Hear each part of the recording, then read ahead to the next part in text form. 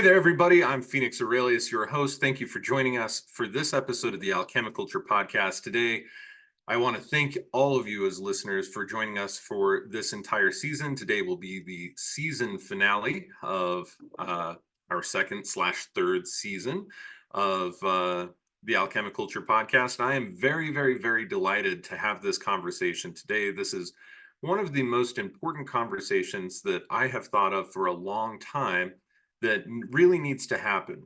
When people think about alchemy, they oftentimes associate it with, secret societies and fraternal orders and other different types of things like that.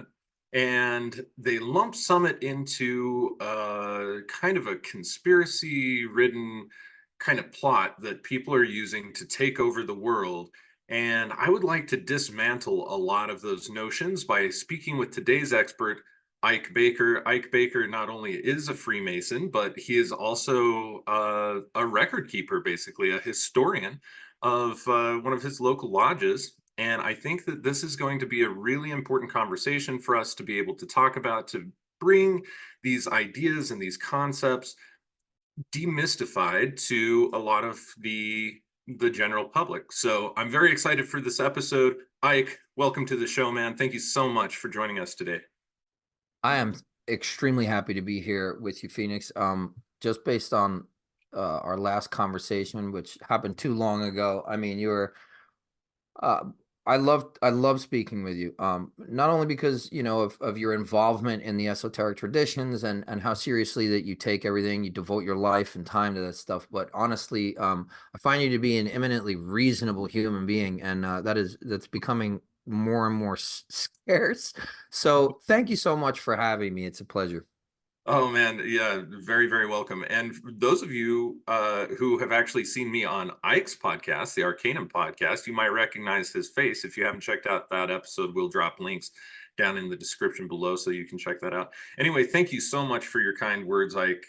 Yeah, I think that reason is oftentimes not used at all. I mean, whatever type of dumbing down of the world that governments have typically used for the last 50, 60, 70 years now has obviously worked, because people are up in arms about things they absolutely know nothing about but pretend that they are experts on. So it's a crazy world. Yeah, the thing is that I don't blame anybody for having delusions. I blame people. You lose my sympathy when you persist in them. Because I just so much of the charade, the very thin veneer of normalcy and normativity being sort of now permeable to most people's sight. It's like, man, if this is a movie set, then nothing is real. Everything's a lie. So of course you're going to go off the deep end. And that's how I started out. I was very distrustful of Freemasons and things like that. And actually Freemasonry was it's the most recent esoteric order that I joined, specifically because of certain associations with it. But the thing is that I'm the type of guy that's like, I may just have to join him to figure out what the hell's going on here. And that's not necessarily how it happened, but I certainly began my investigation of the occult with a fair amount of trepidation, skepticism, and keeping everything at like caution, just at a cautious arm's length distance. And eventually I realized that after kind of scratching tooth and claw in the storehouses of exoteric religion, that this was actually the warm fire that I had been looking for. I had just come to it in doubt, really, and in fear. So I inched my way towards it, and eventually now it's much like yourself. It occupies almost 100% of my time.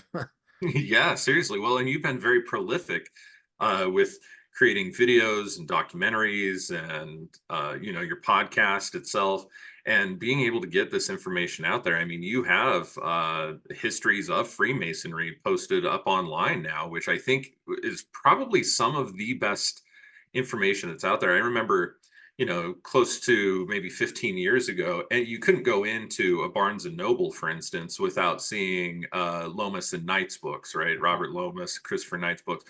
And they were just everywhere talking about Freemasonry, and you'd pick them up. I mean, they're that thick, and you'd walk away from the book thinking like, well, I'm not sure I really know anything else than what I started with.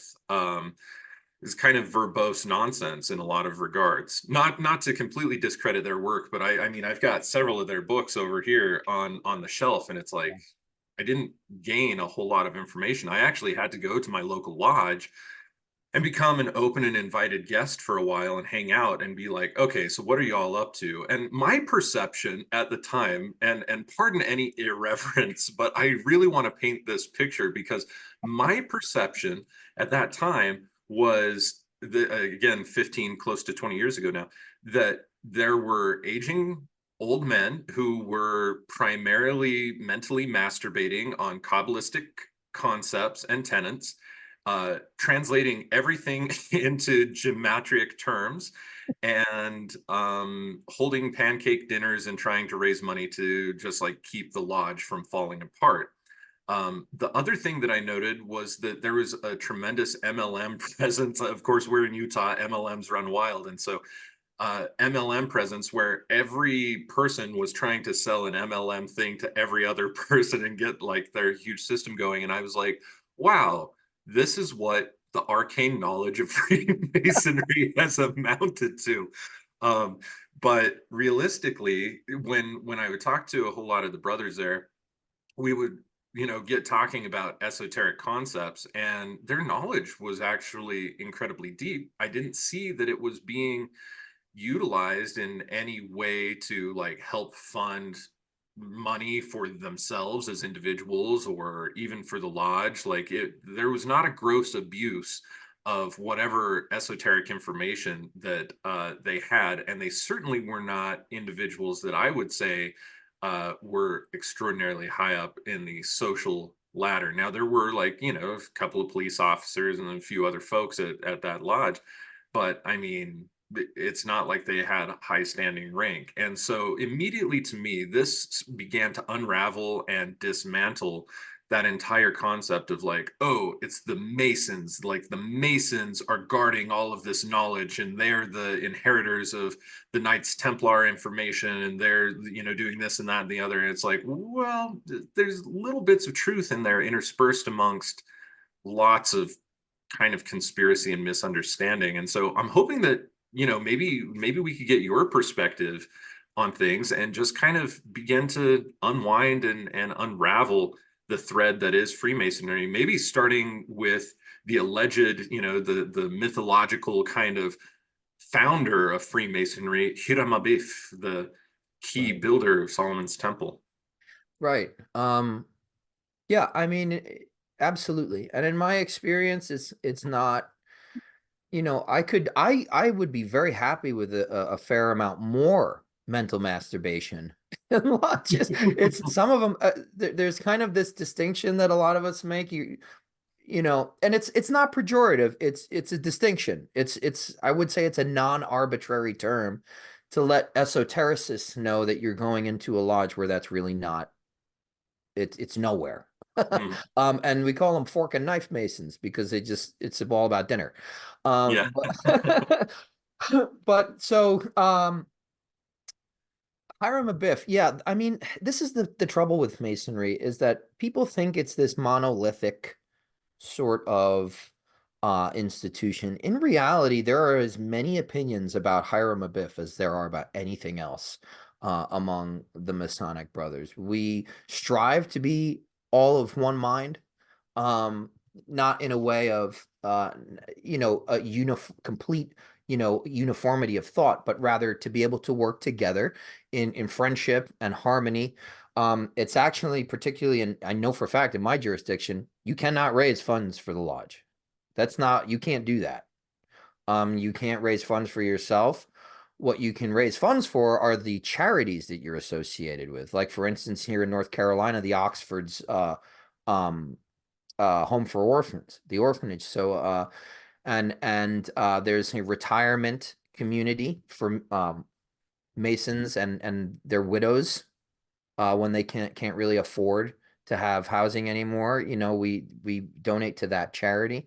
This is so considerably elderly people, disadvantaged people. So we do regular blood drives, and we do food drives to the VA hospitals. We clean up the neighborhood.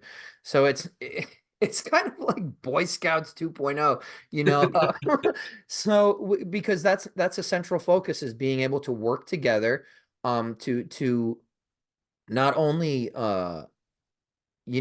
empower ourselves to be better human beings, more egalitarian, calm the brutish masculine nature. It's a fact, or at least a stereotype.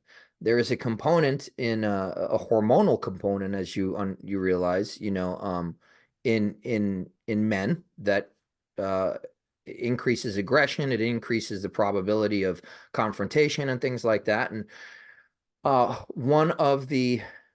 it's a fact of life. And the thing is, rather than deny it, and rather than try to completely quash it, why not channel it into its most productive uses?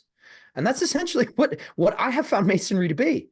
It's the channeling of the masculine archetype into something beneficent, beneficial, rather than tyrannical and abusive, which is insane, because that's the polar opposite of the thing that you would think. So all that is to say, the purposes of Masonry in a modern context are very mundane. They're actually not esoteric. Esotericism is not where I would go. I would not go to Freemasonry specifically for esotericism. Right.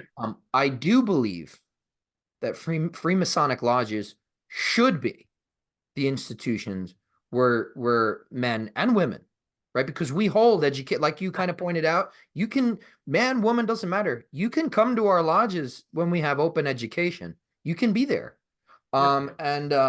That's where people should be learning about esotericism, because we have a duty as the modern arc of transmission, the inheritor of the Western symbol system, and what I like to think of as a mythic narrative, right, which is kind of an experiential symbol, not just a visual one, but one that you experience.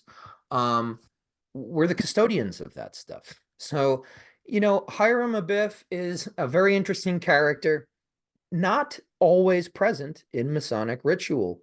As a matter of fact, so for people that don't know, modern Masonry is a little bit more complex than we might have you think, or conspiracy theorists might have you think, in the fact that, well, I would say rather than complex, it's more nuanced, because it's very nuanced. So there's the Blue Lodge, and that's Masonry. That is, regular quote unquote Masonry. You have to go through those 3 degrees, right? Entered Apprentice, Fellow Craft, and Master Mason, at least in the States. And you go through those 3 degrees, and then you're basically told almost unanimously, there's nothing higher than the 3rd degree. There are other degrees, but they're more of a lateral movement rather than vertical, because what's happening is there's these concordant or appendant bodies that are kind of these sequels, these right. Yeah, that's a good way of describing it. Because that's what it feels like when you go through them. It's kind of like it's a prequel part, also sequel. You're kind of exploring the mythos of Masonry and its extension into lateral dimensions. So but that, people get hung up on the 33rd degree of Scottish Rite, and it's like, well, you don't know what you're in. Scottish Rite has 0 jurisdiction over the Blue Lodge or York Rite. I don't have to believe what they believe, if there is any uniformity, which I doubt. There's a non-participation, really there's no real communication between the Blue Lodge and Scottish Rite. They have, obviously, there's overlap in their membership, but as Masonic organizations, they don't really communicate in the way that people think they do. Like a 33rd degree Scottish Rite is not higher than a 3rd degree Blue Lodge. You just happen to now sacrifice much more of your time. That's about it. But um and Albert Pike, who fleshed out what we conceive of as the modern iteration of Scottish Rite. I mean, he would probably disagree with what I'm saying, but ultimately it doesn't matter, because in the practicalities, the actual, performance in a modern context of being a Blue Lodge or a Scottish Rite or York Rite Mason for that matter, the reality is that they don't communicate, and that it's not considered, uh, sort of the capstone of Masonry. The capstone of Masonry is the 3rd degree, and so that alludes to what you're talking about in Hiram Abiff, what's called the Hiramic Legend. A lot of that is published.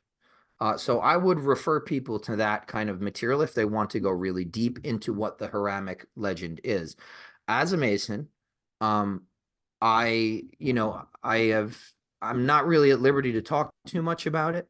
Not because it's dangerous or anything like that. In fact, it's a supreme spiritual allegory that I think a lot of people have already internalized, whether you're a Mason or not. But I just, I took an oath, and I don't care if it's published. I'm not going to break it. Yeah, fair enough. So Nathan Schick has done some really good work in his recent book. It's called The Grand Communication, The Alchemical Quest of Freemasonry. I think that's the subtitle. But he kind of elaborates on the idea of Hiram Abiff being correlated to, as you understand, right, in archaic Semitic, Proto-Semitic languages, they exclude vowels. And so you're really working with a consonant root, which is HRM, Hiram, also corresponding to Hermes, Right. Trismegistus, specifically, and there being this entire alchemical component, alchemy being the Hermetic art, right? That philosophical methodology that is informed by Hermetic philosophy. So he ties it in very beautifully, and that book is a really great summary of Masonic history as well. So there's that to think about, and then there's also, if we're talking about historicity, when did that 3rd degree adopt the myth? Because it wasn't always there. And like I mentioned earlier, the 2nd and the 3rd degree at one point were one. In some places like Scotland, they were already doing a Scotch Master Mason degree. Places like England, they only had the Fellowcraft. So, and there's this whole argument between the quote unquote ancients and moderns, in Freemasonic history during that time, when England decided to sort of unify and form a Grand Lodge in the beginning of the 18th century. But so I think his name is Brother Cooper, William Cooper, I think his name might have been, or Michael Cooper, I forget, but he wrote a great essay in the sort of premier Masonic research periodical, Ars Quator Coronati, and it was fairly recent. I think it's only a couple of years old, and he talks about how the influence of the 3rd Grand Master of the Grand Lodge of England, John Theophilus de Sagouillet, and the influence he had on the production or the fabrication of the Hiramic legend and its insertion into the 3rd degree. Because these things really, I mean, in their barest forms, they came down to us as trade guild rituals, which is, the secrets that they were keeping back then were trade secrets. So that they could help each other and stay in business and sort of control not only competition but quality. Yeah, it was a bit of a union, right? That's exactly what it was. The medieval trade guilds were the precursor to the modern unions. They had very high standards. I mean, you signed a contract to apprentice with somebody for like, 7 to 10 years, and Yeah. they were your master. Like that was your teacher. You lived with them. You lived on the allowance they gave you, and you learned all of their secrets.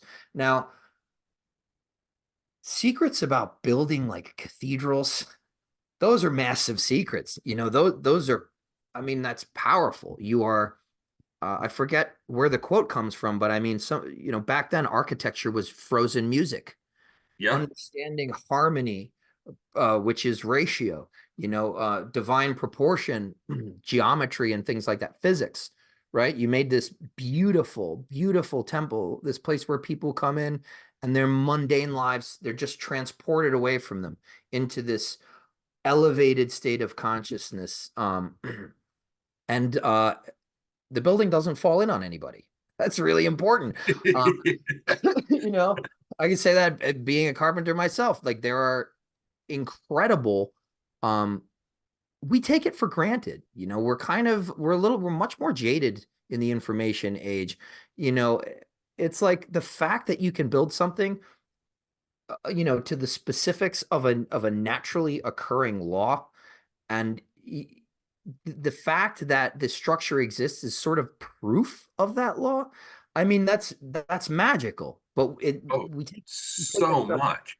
And we the take it. spiritual truth that gets captured in form when you're able to craft at that level. I remember reading La Mystère des Cathédrales by Fulcanelli. Yes. About Fulcanelli's work.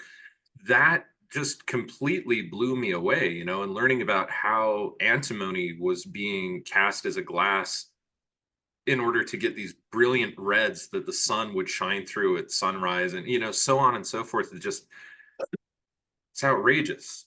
Yeah, I mean, the builder's art was sacred. I do a presentation for Masons, that I made after our most recent trip to Egypt, and it's like, imagine the gumption you have to be a pharaoh and say, there's nothing there. It's just flat land. I want to put a gigantic tetrahedron there, like Yeah, seriously. that you're gonna bury me in. And it's like, well, those monuments to your existence, that you think are gonna last till the end of time. And might I point out, so far they've been mostly right. Yeah, yeah, correct. Yeah. But you know, to have this grandiose desire to like leave this, solid pieces. Ramesses II at I think Luxor temple, or Karnak, I think it's Luxor, but they're solid pieces of granite and beautiful. So who's going to do that for you? Because you can't. You Yeah. can't. The entirety of the legacy and the power of your nation rests in the hands of builders. And so they were treated, they had their own per ankh, like a temple, house of life, that had its own initiation rituals. It had its own rules, its own secrets. When they died, a lot of the times those ancient Egyptian builders were buried near the burial sites of the kings. It was truly magic. And to be honest with you, to my point earlier, one man can have all that knowledge in their head, but unless you can organize, it's not worth anything, because you can't, no matter who you are, no matter how much you cannot build a pyramid alone. So this is the whole idea behind Masonic brotherhood, and Yeah. that kind of thing. But so they evolved out of these fairly mundane, medieval trade guild initiations, and based on the preservation of secrets and the simultaneous communication of them on what we call trestle boards. So there's diagrams of certain things, Euclid's 47th problem, better known as the Pythagorean triangle. That's how you make a right angle, the 4, Yes. 5, and 6, right? Or 3, 4, 5 triangle. Yes. So there's that kind of stuff, and it's thought, nobody really knows, but it's thought that these early Rosicrucian sort of interested people imported and impacted Masonry with that kind of material. Another important thing to point out is John Theophilus de Saglier was a known member of another Masonic brethren at that time, John Byrom. John Byrom had sort of an informal meeting called the Kabbalah Club. and John Theophilus de Saguier was a member of that. So, because we also see in later interpretations that, yeah, there's a tremendous amount of Kabbalah that's even as they understood it, right, in the 15th and 16th centuries.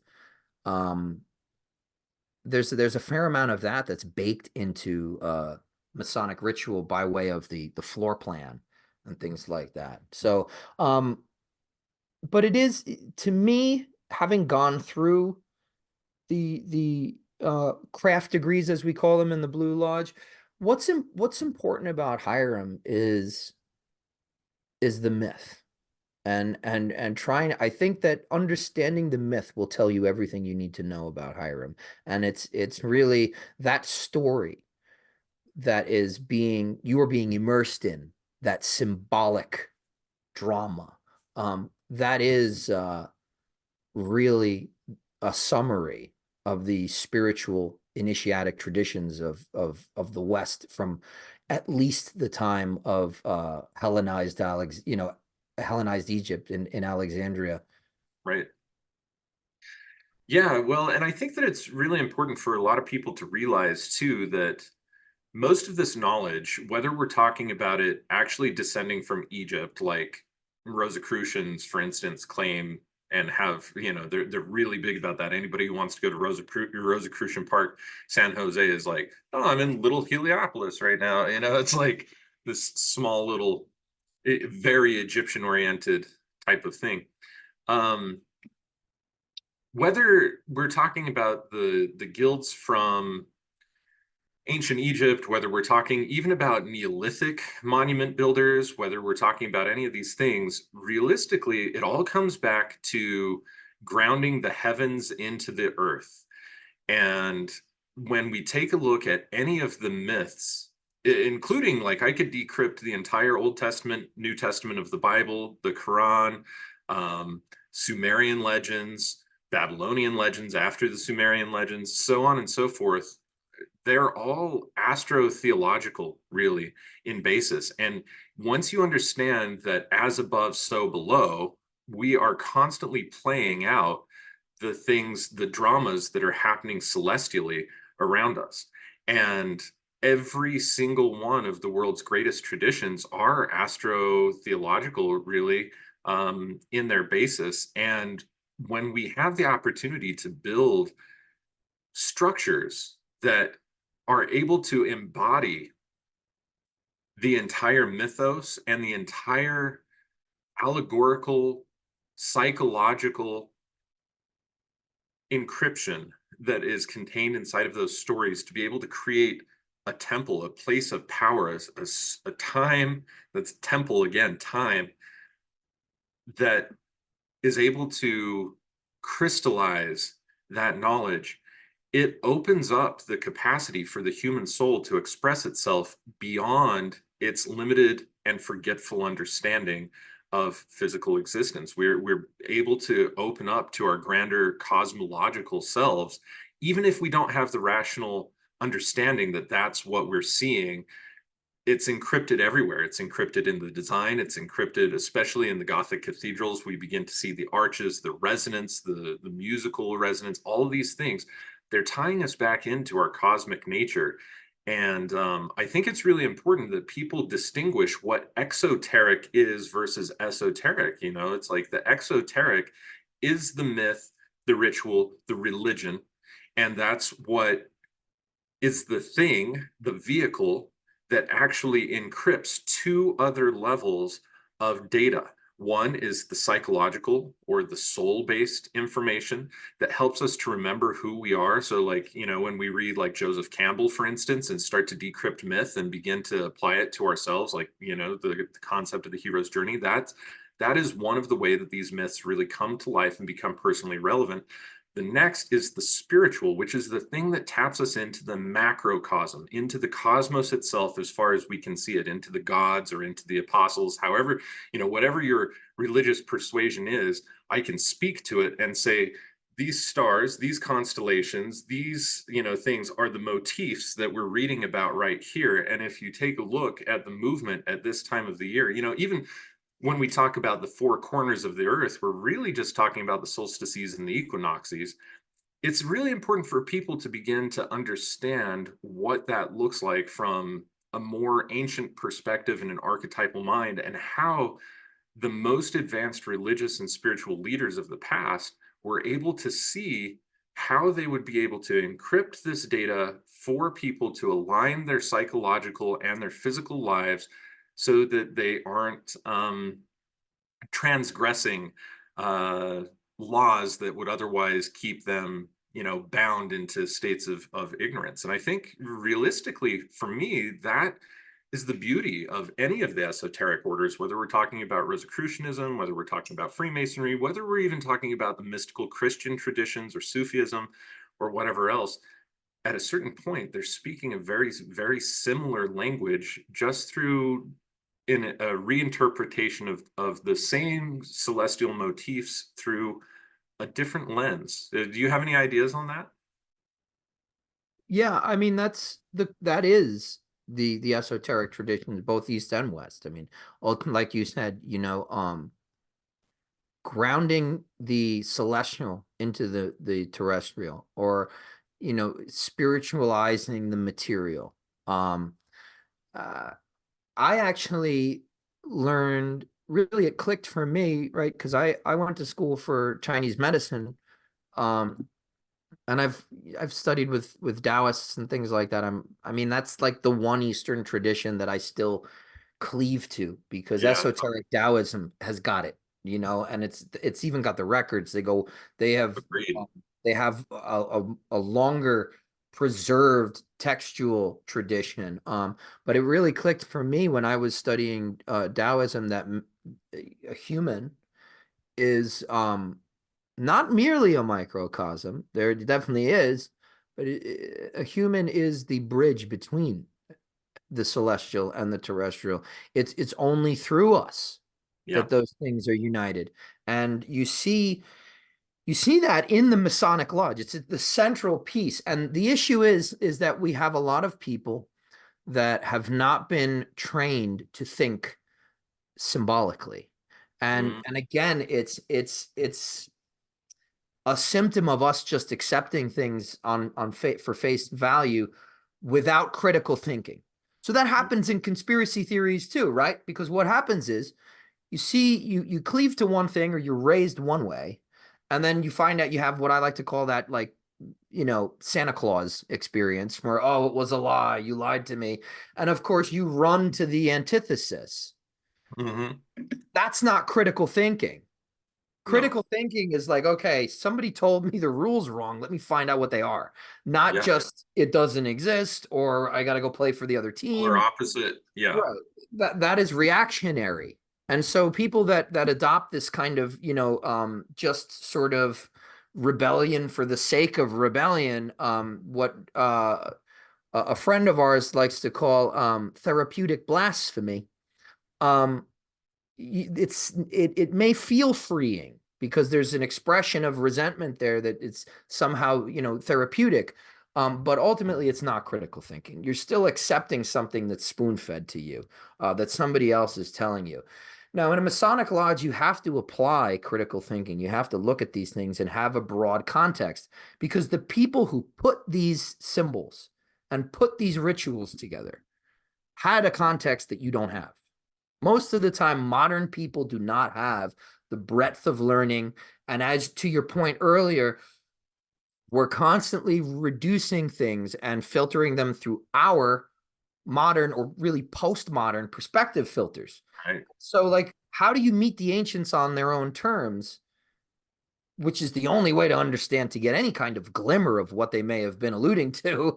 How do you do that when you're constantly reducing it into your own, what you understand? So you have to go and search for context. But one of the things that I blow people's minds every once in a while, fair amount, but it's probably like 30% of Masons who have already known this. But the central emblem in a Masonic lodge, and it's no secret, is the square, right? And the And the compass, compass. right? And so there are moral teachings concerning these implements, right? Freemasonry is a beautiful system of morality veiled in allegory and illustrated by symbols. That's what Masonry has to say about itself. So they give you this teaching. Now, if you don't have the context to understand the great geometrical and spiritual problem of the ages, which was the squaring of the circle, uniting heaven and earth, spiritualizing matter, you're probably not going to put it together that a compass makes a circle and the square makes a square. So Yep. you have the squaring of the circle on the altar in the center of the lodge. And, if you don't utilize critical thinking or some sort of contemplation beyond what you've been told about this thing, you will probably not arrive in a timely manner to that realization. Yeah. Yeah, absolutely true.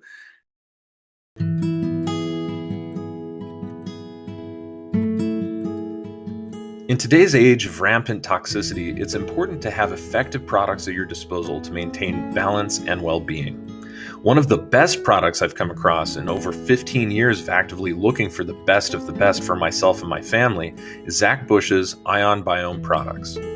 Ion Gut Health in particular supports the body's production of beneficial enzymes through cellular communication. These enzymes help support the seals between the cells in your gut lining, thereby giving you a first-line defense against invading toxins like the infamous glyphosate that's so notorious for completely destroying gut microbiome health. The most recent scientific studies suggest that somewhere around 70% of the human immune system is built in the gut and the gut lining, and this barrier is critical for your total well-being. So if you're anything like me and you care about the total health of you and your family, then do yourself a favor and order some Ion Gut Health today. Visit phoenixaurelius.org, scroll to the media tab, and select the Alchemi-Culture Podcast page. From there, you'll see a link for Ion Biome's Ion Gut Health. And, as with all the links on our podcast page, this company offers us a small percentage of sales to help support our research and make this podcast a possibility.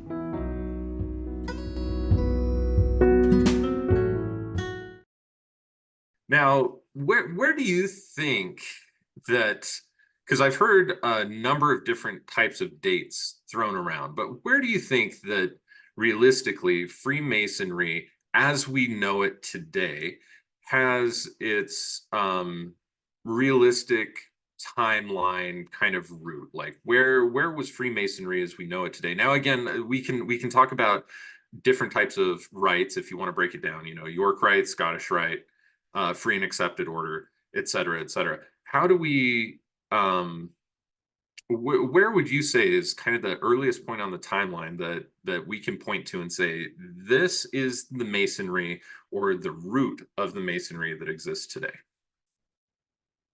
So, and that's the tricky thing. How do you do that without insulting somebody? But well, to hell with them. If yeah, they're no, I insulted, they're agree. insulted. Like nothing happens if somebody's insulted. Absolutely, I agree 110%. But the interesting thing for me that I have found in doing research is that there's always some kind of breadcrumb trail that leads into the misty or dark recesses of history, which for one reason or another remains unrecorded or unavailable. I don't discredit those things. In fact, I try to utilize as much context as I can in tandem with my intuition to be able to arrive at a reasonable sort of, educated guess. But when we're doing this kind of research, we to be responsible, we have to adhere to what is textually available, what is historically extant.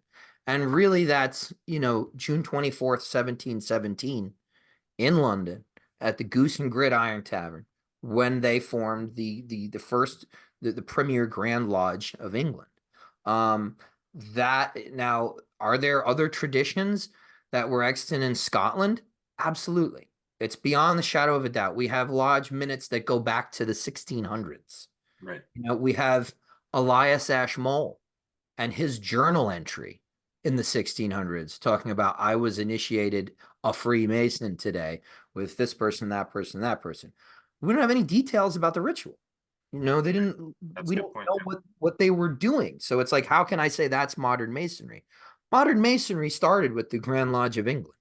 And then there was this, so it wasn't completely, the the British Isles, they're not completely homogenized in right. When have they ever been? But but within Masonic tradition. So you had on one hand the ancients, they as a sort of self-appellation they applied to themselves was we're the ancients because we adhere to the quote unquote old charges, which I mean date back to the 13 and 1400s. The thing is, it's like almost like historiola. It's this mythological history that still, doesn't really tell us what Masonic ritual looked like. Tells us a little bit how they are to act and how they are to comport themselves among the public and with each other, and tells us about, Masonry coming from God to Adam to, it follows the Judeo-Christian trajectory and then diverges into the Hellenistic syncretism. Hermes Trismegistus was a Mason and all this stuff. But really it's in the early 1700s, the ancients and then the moderns were the ones who kind of formed this Grand Lodge system. And they end up coming into amity with each other, and basically addressing grievances. Okay, you don't like what we've done with the ritual. Let's get together and iron it out. And really from that, we begin to see, Anderson's charges. That's the definitive text for what we call quote unquote regular Masonry. That's just a word. Regularity is very important because it's how Masons sort of delineate what is Masonry. And okay, when have we gone beyond the bounds? When are we something else now? When are we Elks Lodge? So Right. that's Yeah. so you need what we call charges or landmarks, really Masonic landmarks to be able to establish regularity. So that's what I mean when I say regular lodge, not like just boring, unflavored, what I mean? Just, no toppings, just Yeah. but that's a regular lodge. So you see it really around then, and then you see William Preston, who comes shortly afterward, and he is the genius, really for me, bar none, of modern ritual. Pike doesn't like him. He criticizes him in a book called that he wrote called Esoterica, or Symbolism of the Blue Lodge. Criticizes what Preston did to the Masonic ritual, but arguably he's the one who puts it together, because before him, it's very, very still very mundane, and so William Preston gets initiated in London, and he ends up still in the 18th century. He ends up over a period of, I believe, 7 years corresponding and interviewing with elder brethren of the craft, Masons from Scotland, from Ireland, from the continent, the European continental Masonry, sitting with them and passing, exchanging correspondence to discuss the variations of Freemasonry and what these symbols mean. And what he eventually comes to is Platonism, Neoplatonism, Hermeticism, and Kabbalah. And he sort of expounds these very beautifully in a series of lectures, which he initially releases as classes and as pamphlets. And now a lot of them have become sort of hardwired into Masonic ritual. So it's, in certain Masonic circles or jurisdictions, the lines blur. Which part is the lecture, which part is the ritual? Well, the lecture is part of the ritual. So that's how intertwined Preston's work becomes with the definition of modern Freemasonry. And then we have in the I believe in the early 19th century, we have Thomas Webb, who essentially he imports the ritual monitor, the I guess sort of handbook that Preston crafts for Masons. And Thomas Webb is an American. He's in the United States, and he imports that monitor. And sort of gives it his own flavor. Eventually it becomes the Preston Webb monitor. He attaches his name to it. But really it's Thomas Webb that creates, he really created the rituals of the York Rite. So that is the branch of Masonry, or the concordant or appendant body, which takes Masonry through the building of Solomon's temple. I guess, mythologically, in this mythic narrative, through the building of Solomon's temple, eventuating in the Knights Templar. So it culminates in what we call chivalric Masonry, and is still, in order to remain regular within its own York Rite jurisdictions, it's exclusively Christian. But then you have Scottish Rite, which actually comes out of French Masonry, French and Scottish Masonry, that was going on in a collection of degrees. Really, the appendant bodies, York Rite and Scottish Rite, they're not completely homogenous. They're like these little pockets of 2 degrees from this one, 3 degrees from that one, 25 degrees that we got from France, because these guys were out in the woods doing God knows what, and then they put those 25 degrees of Etienne Marin is his name, this French Mason who was doing I believe it's called the Rite of Strict Observance, and Albert Pike and others really coalesced this. Albert Mackey, who was the great Masonic encyclopedist, but it sort of coalesced in the 1800s at the first Supreme Grand Council. I believe that was in Charleston, South Carolina, in the United States. So Scottish Rite it's mostly French Masonry, but it formed in America. So I mean, that's about as American as you can get. This melting pot of transmission. So Scottish Rite is more syncretic. It has more to do with incorporating the mysteries, because this is what Pike, who rewrote the rituals in the 1800s, and presented them with a form of in-depth commentary called Morals and Dogma, which we're now seeing is he lifted a lot, like not even reinterpreted, but actually kind of plagiarized the works of Eliphas Levi and, believe it or not, Victor Hugo. And so the Scottish Rite has been really the rite that's caused a lot of alarm in the public eye, because of some of the things Albert Pike said. And one of the most important things that I want to reiterate is that was Albert Pike. No Mason has any obligation to adhere to, believe, agree with anything any other Mason has to say. And it can make Masonry very tedious, because it's an extremely democratic society. Everybody has to be heard. Every vote has to be counted.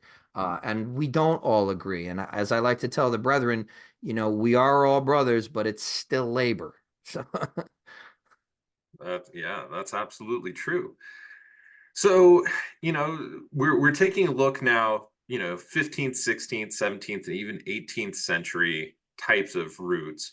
How much do you think, in your experience and in your history, that the actual Knights Templar of Crusade eras actually had a hand in the forming or the development of any of the orders that now currently would exist? Or do you think that there is more of like a pseudo mythological link between that? What's your own take on this?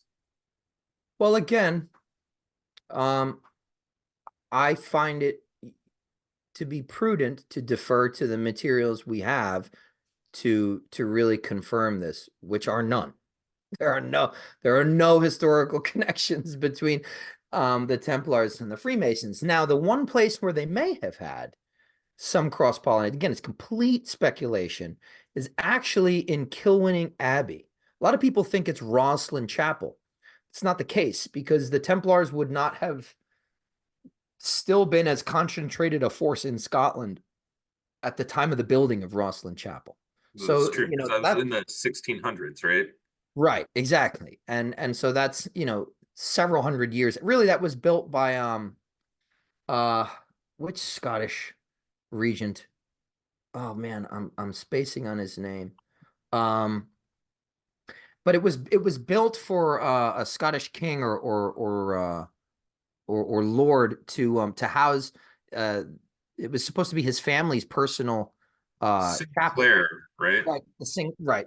Robert Sinclair, I think, or William Sinclair. William Sinclair, the first Earl of Caithness. Right. So William Sinclair had it built as a personal chapel for his family and their burial grounds. But because of I'm pretty sure Dan Brown was the one who might have popularized that idea. It might have come out of Right. those late 90s Masonic authors that you were mentioning earlier. I know Clive Prince and Lynn Picknett, they wrote the Templar Revelation early Right. 2000s about this stuff, but it's unsubstantiated. It's all suggestive, and don't get me wrong, some of it's quite compelling, but it's not evidence. Yeah. So uh where they might have had intercourse really, was in Kilwinning Abbey. Kilwinning Abbey would have been there, and Kilwinning is the self-proclaimed Mother Lodge of the world. We do know that Scottish Freemasonry, which is different from Scottish Rite, just for anybody who's listening, that it was happening there at a very early age, early period, at least the 1600s. So I think it's been something I've grappled with myself, being a York Rite Mason, is how, what these degrees intended. I understand that they're meant to culminate in really Christianity, to a certain degree of esoteric interpretation. But I don't really see any actual sort of historical influence. And people will be really quick to jump on, well, we know that the Templars, they dug under the Dome of the Rock and they found something, and we don't know. It's like, that's We not don't know that. that's not We don't history. know that. It's Yeah. not history. You heard somebody say that really intensely at 3 a.m. on a YouTube video, and now you think that's history, but that doesn't make it history. Yeah, that's absolutely true. All that you watch on YouTube, on Gaia, on whatever, Right. does not mean that it's real by any stretch of the imagination. So, yeah, so I guess my own take on a lot of that is that if now there is a guy, we interviewed him not too long ago. His name is Crichton Miller. He has an interesting book called The Golden Thread of Time, and he has a tremendous amount of material out on academia.edu as well, where basically subsections of that book are broken out into PDF papers and probably fleshed out. He wrote each of those individually before compiling the book, is kind of the way that I would have suspected that information got published. But at any rate, he also ends up talking about the cross, which I think you might find this to be really, really particularly interesting. He's talking about the Celtic cross in particular, where we have a circle and we have, cross points. So you have 4 squares and you have a circle. And he says that you can trace this back to the building of the Great Pyramid. He cites a number of different historical texts where they found a chamber leading off of the King's Chamber that had a big long shaft that went up, and they were knocking shit out of the shaft with a pole, somewhat unceremoniously, really, thinking that there was just dirt or sediment or whatever in there. And they broke off a piece of bronze that basically looked like the astrological sign of Aries, the way that it's talked about today. And they also had it knocked down to another shaft. And once they excavated that other shaft, they were able to find that there was a rod or a stick. And then there's still a piece of wood that a robot has been able to find since going in there that looks like it would have been a cross section.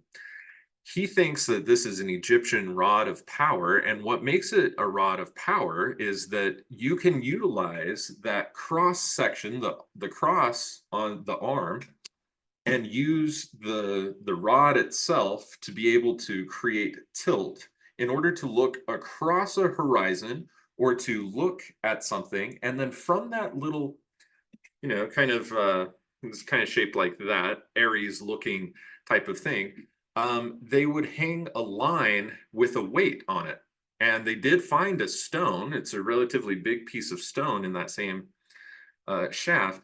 And that he thinks that that was what was responsible, the secret for what was responsible for building the pyramids, is this entire concept of the cross. Because now suddenly you can take a look at straight lines, for one, but as you tilt this thing back, the plumb bob is always going to go straight down, which gives you degrees that you will be able to measure. And it gives you the opportunity to not only perform astronomical observances, but also navigational observances. And it's the entire encryption to being able to understand how latitude and longitude, and like he goes to pretty great lengths to say, look, the ancients, at least the high level ones, knew that the earth was not flat. They knew that. Phoenicians, the Egyptians, everything, they knew that it was not flat because they were navigating the oceans. And you can't navigate the ocean very well in any way, shape, or form without understanding, like, if you get too close to shore, you're going to maroon. You're going to break your shit. And these ships are not easy. So he thinks that information from Egypt had eventually made its way into Israel and was eventually encrypted in information that was under the Temple of Solomon. Again, all of this is like highly, how should we say it? Like, this can't be taken as fact. This is speculative at best. But the Templars would have been able to find this information and been able to use it and be able to create craft degrees of individuals coming back from the Holy Lands who needed to be employed and reintegrated back into society, who were able to use this for buildings that weren't just going to fall down and be complete, total, and utter shite. And this is how they earned and amassed a great deal of wealth and influence. However, taking the cross from a symbolic thing that was very much so steeped for the Catholic Church in dominance and control of an enormous swath of land, pretty much all of Christendom, to a practical tool is a bit of heresy. So he has a very interesting perspective on that. But to me, it looks like there could be something, again, with the craft, with actually being able to build and construct and align cosmologically various different sites. So I think that is a possible connection. It would need a tremendous amount of validation, but it's really quite, for me, that's the most likely connection that I think I've actually ever come across, in terms of like, this could have eventually led to formations of orders, again, like we were talking about, medieval guilds, building guilds, craft guilds, which were espousing secrets that had not only a physiological basis to it that apprentices would have learned, but had spiritual and allegorical truth to it that could have eventually evolved into tenets that made their way into Freemasonry. Whether there's any direct connection or lineage remains yet to be seen. And again, as far as I know, unless texts are sitting in privately owned libraries or in Vatican vaults that are sealed away or some shit like that, there's no historical evidence that there's any direct connection, as far as I can tell. So, right, yeah, yet we'll see. That's the exciting thing about history for me. yeah, today's wisdom is always tomorrow's folly. But we can only Like our greatest hope is that new information will come to light. And I think that that's what I want to highlight your point there, because that's what I was thinking. Is that, you know, uh, yes, it's a tool, but obviously there would have been a spiritual application. In fact, the tool itself may have been derived out of spiritual contemplation or some kind of insight. It's not necessarily the inverse, but because the ancient Egyptian worldview, which we understand now, was so inextricably interwoven. They didn't have this bifurcation that we have. It didn't exist. They hadn't divorced, those aspects of psyche which are intuitive and creative and devotional, from the parts of oneself that are more rational, analytical. And so theirs was still a very holistic picture. This is really what we mean when we say we want to re-enchant the world. It's not about fairies, it's about having I mean, look, I believe in the fae, but it's not about, I'll put it this way in a less facetious manner to make a point. It's not about suspending disbelief. It's not about escapism. The re-enchantment of our modern worldview is simply the reattaining this holistic picture of, again, like we're talking about, uniting the celestial with the terrestrial, the above and the below. And so each one of these things would have invariably had some kind of spiritual philosophy behind it, some kind of really, they looked at all material manifestations as some kind of analogy, an actual analog of a spiritual principle. Otherwise, it couldn't come into being. It couldn't exist if there wasn't some sort of precursor, in the mind of Atum or something like that. Right. So I mean, that's a really important point, because aside from that fact, that Celtic kind of cross idea, that is extremely prevalent in Rosicrucianism, which Oh yeah, absolutely. claims to be the successor. Really, it's the thing that brought ancient Egyptian or Hellenistic, really Greco-Egyptian philosophy into Freemasonry, was Rosicrucianism.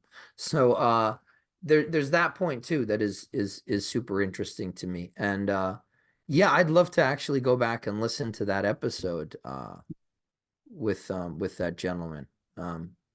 Definitely fascinating. And let me just, here we go. So every Rosicrucian worth his or her salt will be extraordinarily familiar with that. The rose upon the cross, basically. This is the diagram that is used, which symbolizes all matter, all elements, sulfur, mercury, and salt. The entire and universe. The entire universe. And it's tied very much so with Kabbalah. Around the center cross, right in the center here, you have all of these little cells. And these cells start with Aleph, Mem, and Shin. Aleph, Mem, and Shin are Hebrew characters, of course. A, M, and S are their appropriate kind of English or Latin equivalent letters, but they stand for air, water, and fire, from which all other things are made. And around those three, you see 7, and around those 7, you see 12. And this creates the entire Hebrew alphabet, of course, but it also is very symbolic of the construction of everything that the ancients would have seen by way of 3 primordial elements, if you want to refer to it like that, surrounded by 7 wanderers and 12 constellations. And there's a lot more, so much more that goes into this. But again, the reason I pull this out is because you can see that the symbology here is extraordinarily close to a Celtic cross. Yeah. And so a very important thing. Yeah, here with my Martinist incense, right, like all of my little Rosicrucian tools. Beautiful. Um, so yeah, there is a lot tied up.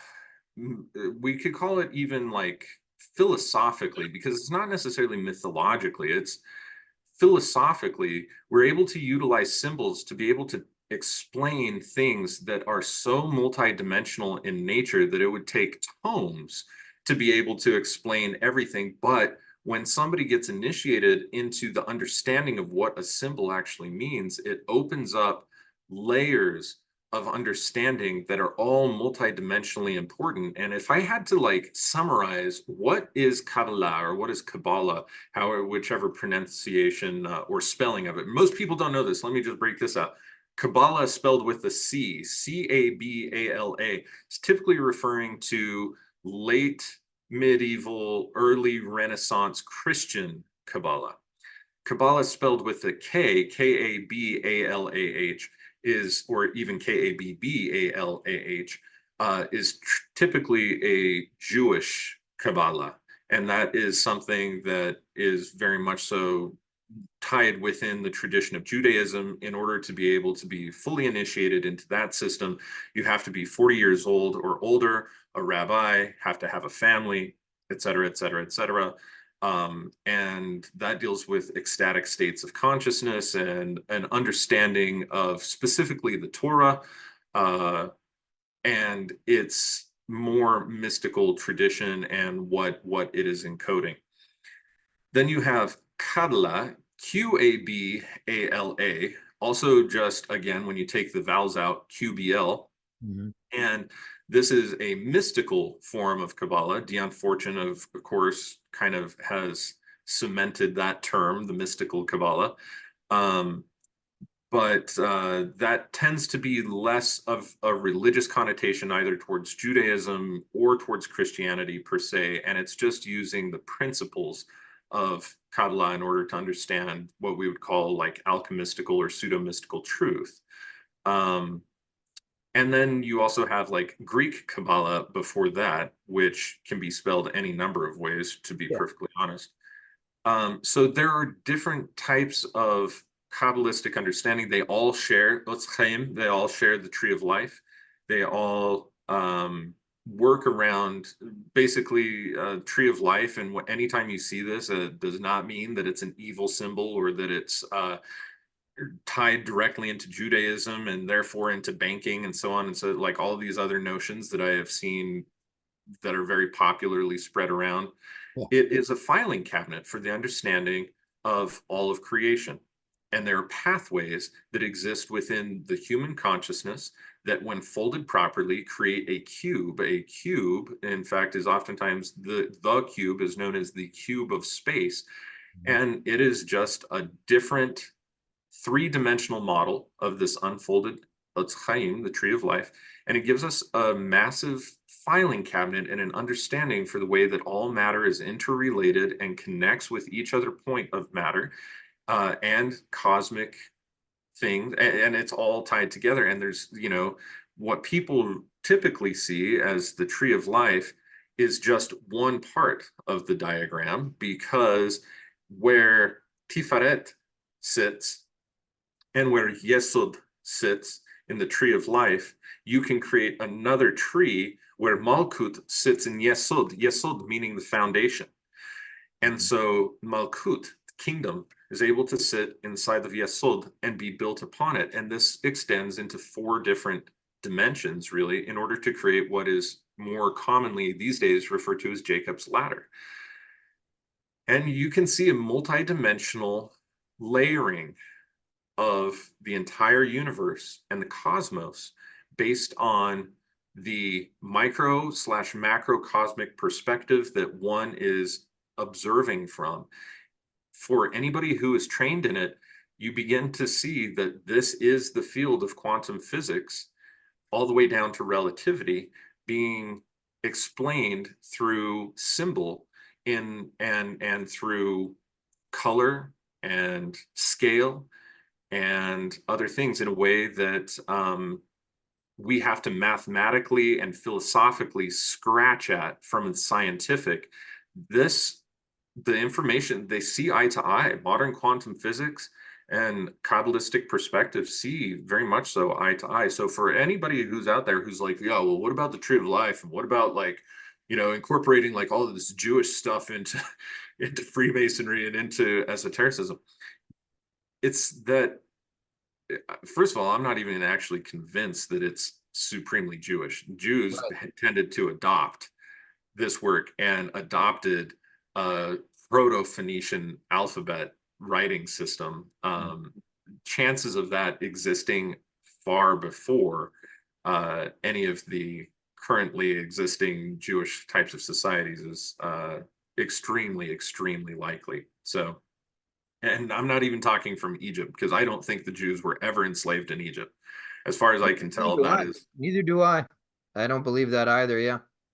No, I mean, as far as I can tell, there's no archaeological record of it. There's no influences in any of the archaeology that we can find. Anthropologically, there's not. But what I can find is that celestially, it makes sense. Rising from below the horizon, which would be the land of Egypt, the south, to above, towards the promised land, to Jerusalem, is a celestial motif that I can see and I can follow, that when Aries, Moses, actually rises up from that lower motif at the spring equinox, they are rising out of Egypt and into the promised land, and again falling back into slavery, into Babylon, and boom, boom, boom. I mean, you've got like every 50, 60 years we have written record of Jews being enslaved by somebody.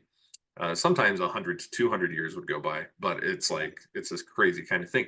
But we don't see any record of that ever in Judaism, and even in the Old Testament, when they talk about this within the concept of Christianity, it just doesn't check out. For instance, all of the horses were actually supposed to be killed by the plagues that were brought upon by God, by Yod-Heh-Vah-Heh.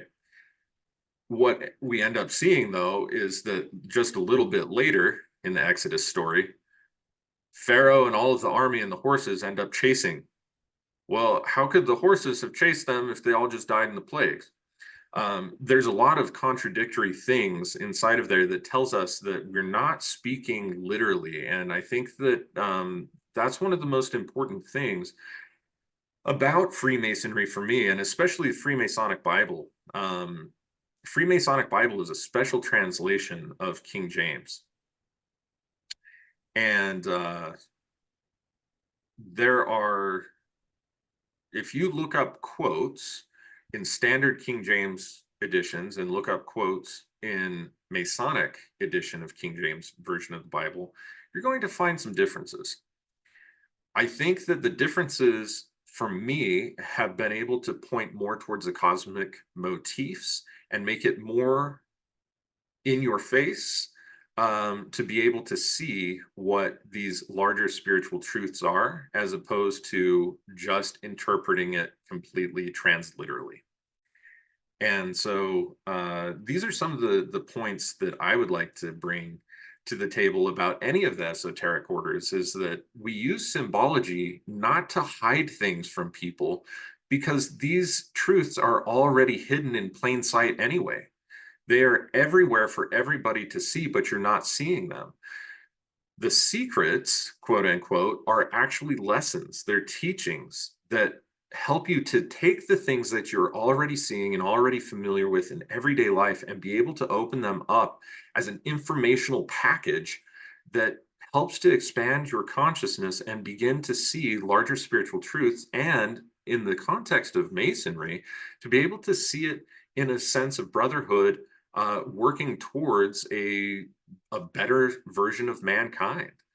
It does not have anything to do with adrenochrome rituals, for instance. It doesn't have anything to do with owning the entire world. Now, are there orders within orders? There always have been. There are going to be people who are part of Freemasons who also go off and create their own other forms, you know, I mean, let's bring up Aleister Crowley, for instance, right?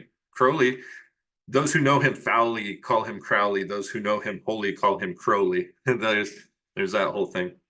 But you know, him and what was his name? McGregor Mathers? Yeah, Sam Mathers. Yeah, he adopted McGregor as like a pretense to Scottish nobility. Right, right. So they were at each other's throats. But Crowley goes off and creates his own thing, which is a hyper-sexualized ritual order known as the OTO, Ordo Templi Orientis. And it is still a viable pathway of utilizing symbols and understanding nature, arguably through a kind of drug-induced Egyptian-oriented lens. But all of the esoteric orders are not inherently evil. None of them are inherently evil. They're just utilizing symbol in a way of understanding the cosmos and man's role within it, man and female role within it. So yeah, you know, maybe we could talk for just a minute. Where do you think, Ike, that the quote unquote secrecy that has a part to play in all of the esoteric orders has come in benefit to its members versus where has it come into like caused the public to be able to view it and to use it as a form of conspiracy that people are using this knowledge in more nefarious ways. Like what's the benefit versus the drawback here of the secrecy? Well, it's obviously, as you mentioned, these are self-keeping secrets. They are there. And if you cannot, if you the they keep themselves in that if your consciousness is not sort of prepared or oriented in the what I would call the more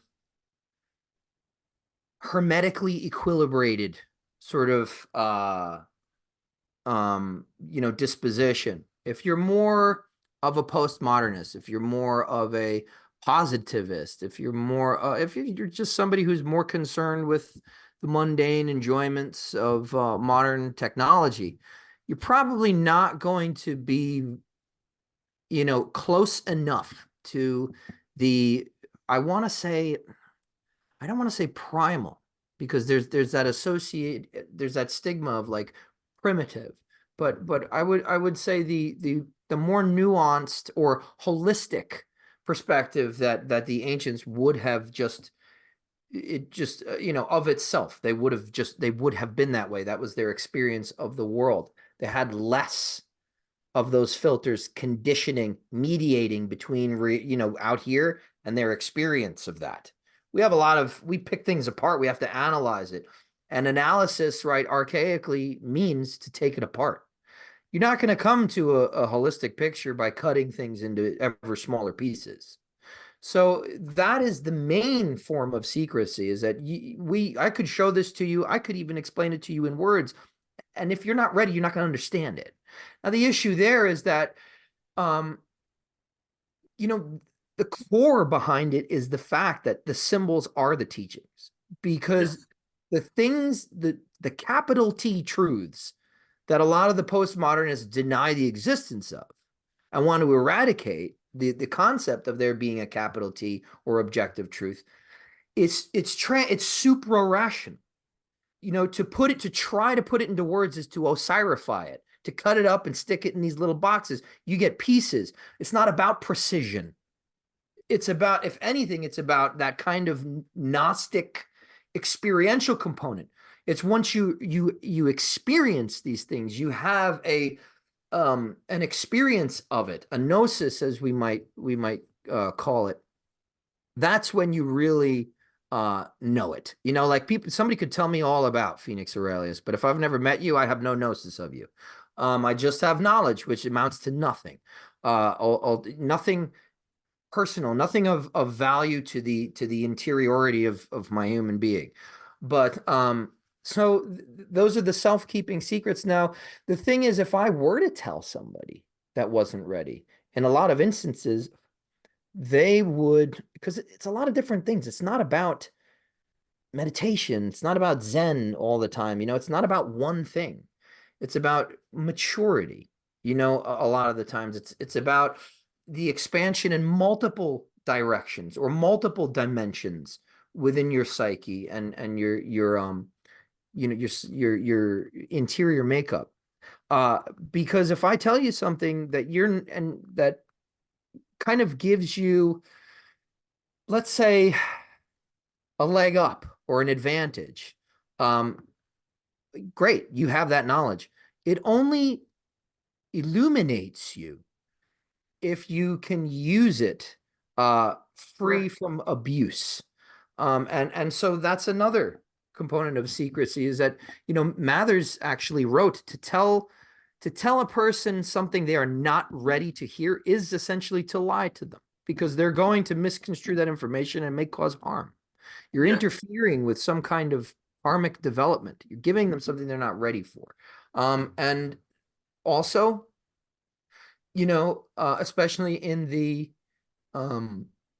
the more Abrahamic or Judeo-Christian conventions, particularly during the years of the Inquisition of the Church, this had serious consequences if you were diverging from orthodoxy in any serious or practical way. That's another component of secrecy. Now, to me, the ultimate benefit in the modern sense of secrecy is vanity. To chip away at your vanity.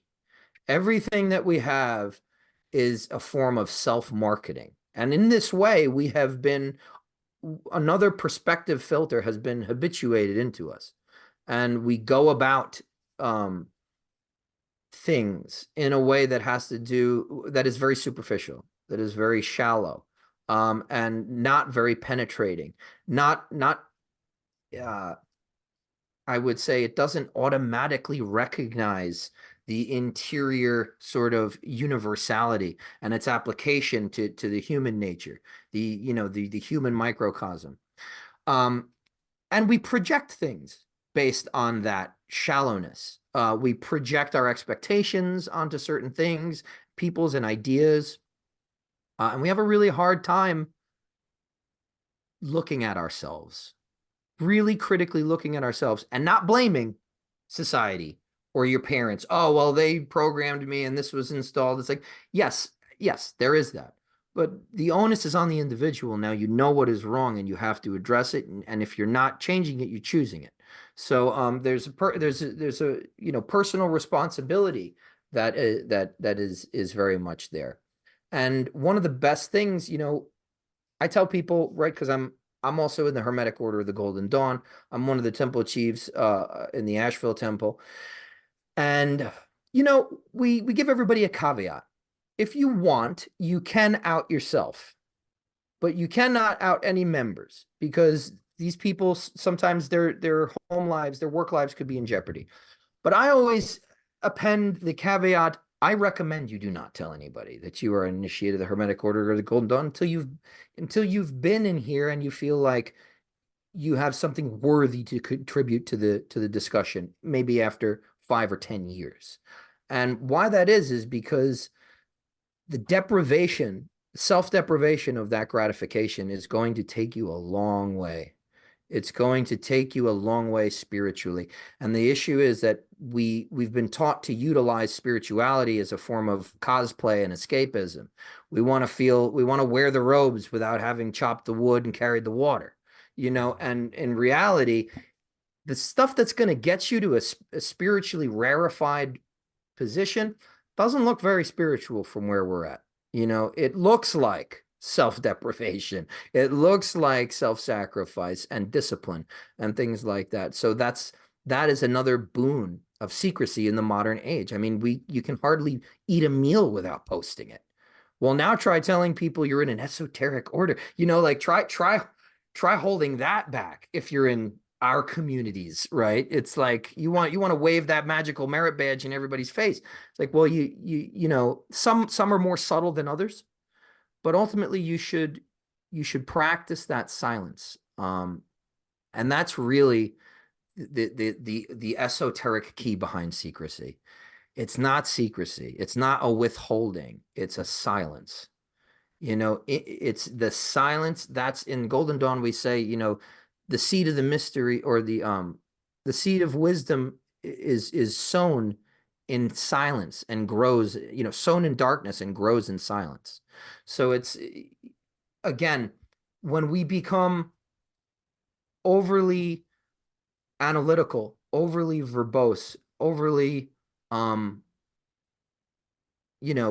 or shallow about certain things, that spiritual seed that we have planted by way of things like initiation and ways, and things like, a lot of people go out of their way to initiate people. There's a large complement of initiating officers that have given their time away from their work or their family on a weekday or a weeknight, and they're coming here to do this for you. And we're planting this seed that will hopefully grow, but it needs to sit in silence. Now, silence is very scary to the profane. And when I say profane, I mean it in the Latin term, outside of the temple. The uninitiated, I don't associate it with that Christian stigma of being less than. You're just profanum, outside of the temple. That's it. And so that kind of secrecy all boils down to me. You always fear what you don't understand. And the last piece I want to add is consider the sources. I like to say, if it's true, it's not popular, and if it's popular, it isn't true. That's kind of a blanket statement, I know, but more often than not, it has kind of steered me in a decent direction, in a safe direction. And consider the source of where this information is coming from. If you see it on something like the History Channel, it's like, I don't know. Do you? Is that who you want to? So it's one of those things where it's like, could it be that the people who are facilitating the funneling of this kind of information into the mainstream, could it be that they are actually projecting their own behavior onto a group they want to eradicate? Yes. I think that you hit the nail right on the head with this, is that anytime people don't understand what is going on, they're able to project the deepest fears of their psyche upon that thing. That is actually the basis of all war. That is the basis of all ignorance. We fear what we don't know and what we don't understand. And when something takes a long time to understand and to grow into knowledge, to grow into experience with knowledge, because that's the first thing. Transmission of knowledge is great, but like you had mentioned earlier, unless you have an experience with it or know what to do with that knowledge responsibly, it can either become weaponized, or worse is that it becomes villainized. So I think that's really important. And within the alchemical tradition, the way that I was taught was that we don't take photos of any of our alchemical work. Spagyric work I deem to be entirely different, in that you have to already have mastered alchemy to practice spagyria properly. But alchemical work is the system of initiation that is driven by understanding nature and her internal principles, and working on it to such a degree that if nature shows you, you don't just go and spill the beans to anybody else. Like, you really honor that as what you earned and what nature was willing to tell you and show you. And if you defile that sanctity by going out and just, going and telling other folks, then you really didn't learn the lesson in the first place, because and that's what I really like about the alchemical tradition anyways. Like Jean Dubuis mentioned, it's the only perhaps method of esoteric initiation where you decide when you're ready to move forward, because either your experimentation worked or it didn't. You can't delude yourself. If the work that was at hand was unsuccessful, you're not ready to move to the next thing. Whereas there's a lot of things of like, oh yeah, you're now ready for this degree, you're ready to initiate into the next degree, you're ready for this, or I'm ready for this, what do I have to do to prepare it, prove your worthiness in this, XYZ. So yeah, I think that, secrecy is more important than anything. And in a world where everything that everybody is doing, they take a shit and they broadcast it on TikTok or YouTube or, whatever the hell else, it's going to stand in stark contrast to the modern world. But again, it's like you said, I'm just going to iterate that a different way. What we end up seeing as being popular is oftentimes the thing to stay away from. And what is unpopular is the thing to probably dive into and to spend time with and to develop, because that's what's going to build discipline. That's what's going to build character. It's what's going to give experience and help to expand knowledge. So absolutely fascinating work. Yeah, Uh, I think one of the most interesting things or powerful things that was told to me at a very early stage is that what you have to understand when you begin to um initiate is that, the rituals themselves, the symbols, they're catalysts. But ultimately it's going to be your initiation is experiential, and it comes from something higher than you, than us, whatever you conceive that to be. I am fine with using the word God. And so, it was said to me, your relationship with God is the most intimate one you will ever have. There is no deeper intimacy than of a human being with, the highest spiritual power, that has ultimately emanated or caused for it to be created. And so, yeah, it's like we all know what it's like to be intimate with a person, and it's privacy is a condition of that. And I've heard it termed, because in the Golden Dawn we practice a spiritual alchemy. There is, a little bit of alchemy in later grades, actual practical stuff, but we kind of refer to it as like you have to keep the alembic hermetically sealed. you know Otherwise you're going to botch this operation. And that's the key, that secrecy, and really, right, like we're saying, silence. That's the part that it really plays. Yeah, that's really important, especially, I can speak to the tradition of alchemy more authoritatively than I can just about any other tradition. But I can say this, that what we now refer to as quantum state of observation, which is to say that a material behaves differently if it's observed versus whether it's not observed, and with what state of observation. If you observe with an expectance that something is going to happen, it most likely is going to actually behave in that way.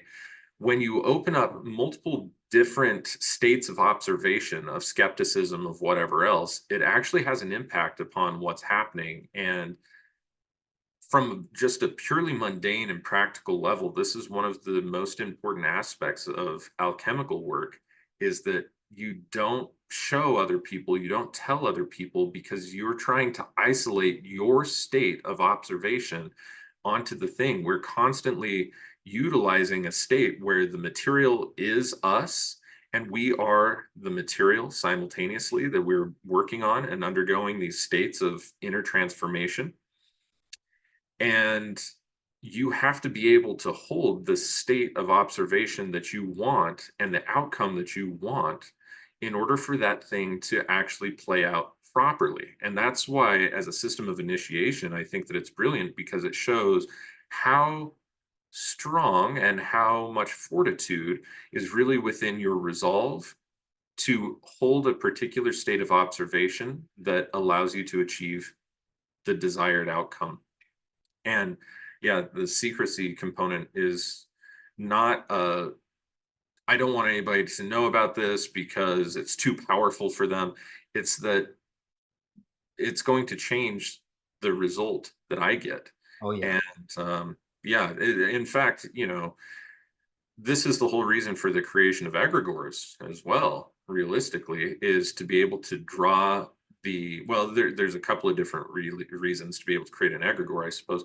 But one of the benefits of creating an egregore, as opposed to operating solely as an individual, is to be able to deflect and to be able to maintain the validity and the integrity of the individual, because everybody's going to see the egregore. They're going to trash the egregore. They're going to praise the egregore. They're going to serve the egregore. The person behind the egregore, that's who the egregore is designed to serve, and vice versa. But the personal integrity remains with the individual, where they're not dragged through the mud, even if the egregore is, or they're not put on a pedestal, even if the egregore is. So yeah, it's very important. And of course, any information can be used by anybody in any way that they really intend. So realizing that that's just a universal truth and you can't prevent that is a very important thing. There's no egregore is good, no egregore is bad, an egregore is just an egregore, and the way people see it, use it, etc., is a people thing. So that's and very it kind of also, because it's an axiom in practical magic too, that after you're done with something, don't talk about it. Don't even think about it. Because like you say, you don't want to affect the outcome. There is a quantum component to this stuff. I'm convinced of it. Like people, there's a lot of like subsections of the magical community now that are like, don't scienceify our magic. And it's like, well, I think there can be a harmonious marriage of both of these things, because that's really where we're kind of arriving at the same point with quantum mechanics and quantum physics and things like that. And really, yeah, it all boils down to this observation. And people have all these I find definitions of magic to be inadequate. This whole idea of like causing change, let's call it what it is.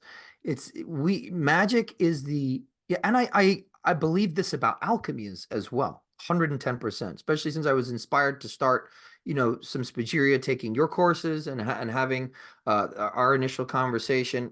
It's the same thing. These are fields at the forefront of the exploration and study of consciousness. That's essentially but you have to broaden your definition of consciousness. It's not merely self-aware, capacity that a human being has. It's more of this, relationship or acknowledgement that one thing has of another. And that manifests in attraction, repulsion, certain sorts of, there's proteins, and then there's enzymes, and lock and key systems in biology and things like that. So everything's kind of predicated on this working together, this harmonia, and that really is the totality of consciousness. And to put it, I think a little more simply, is just too many chefs spoil the stew.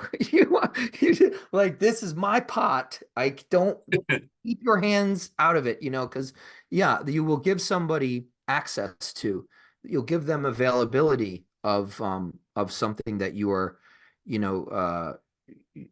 I guess ripples in the causal chain that you have set in motion are now available to either being weakened or deflected or interfered with. So that's a good point. I'm glad that you bring up the quantum sort of aspect to that stuff, because a lot of people don't want to talk about that, and when it comes to magic and initiation in particular. Yeah, it's totally true.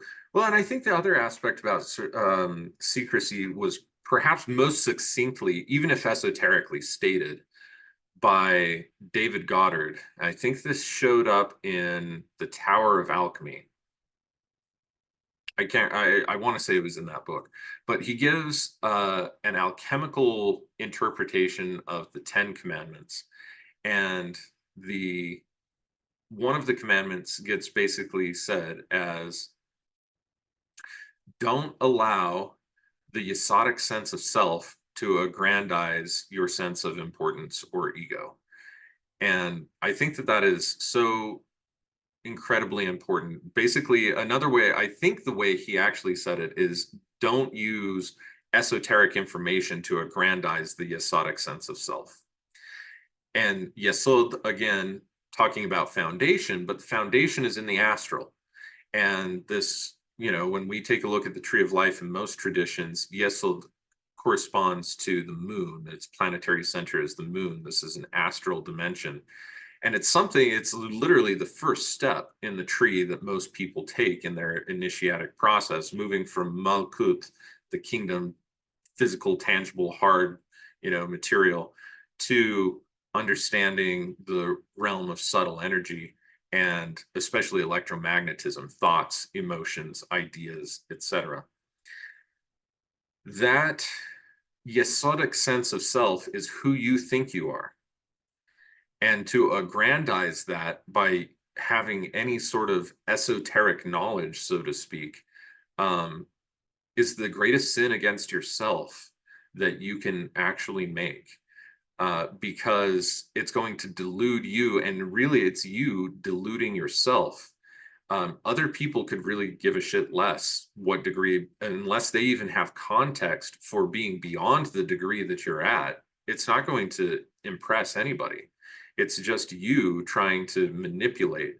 For my own part, I see that Crowley, when I point at somebody who aggrandized their Yesodic sense of self, I'd be like, yeah, Oh yeah. that's Oh yeah. that's He really committed the ultimate no, especially in Golden Dawn kind of teachings that he came up in. You're absolutely right. He had a penchant for taking stuff that he learned and then saying like, okay, but I don't want to do it that way, so I'm going to do it my way.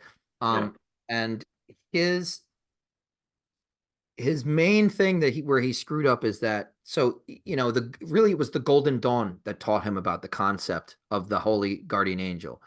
He ended up calling it the holy guardian angel because before him and Mathers were at each other's throat, he was actually Mathers' apprentice. He was his correct, protege. And so Mathers was going through the translation process and publication process of the Abramelin. And so he was, Crowley was privy to that, and that's the verbiage they use.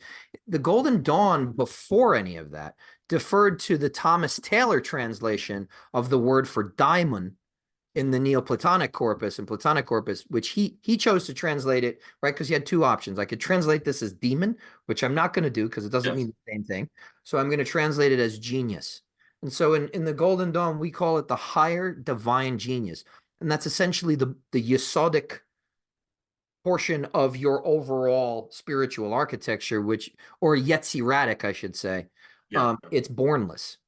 It doesn't come into manifestation. You are its downward projection, yet correct, you are its emissary. You are its messenger here. So when you start going off on your own side quests, you're not really doing what you're supposed to do. And the whole raison d'etre of the Golden Dawn is to make contact with that thing so that you can enact. In Enochian they call it Gebofal. In Kabbalah they call it the Tikkun Ha'olam, the restoration of the world. Now, Crowley claims to have made contact with this being.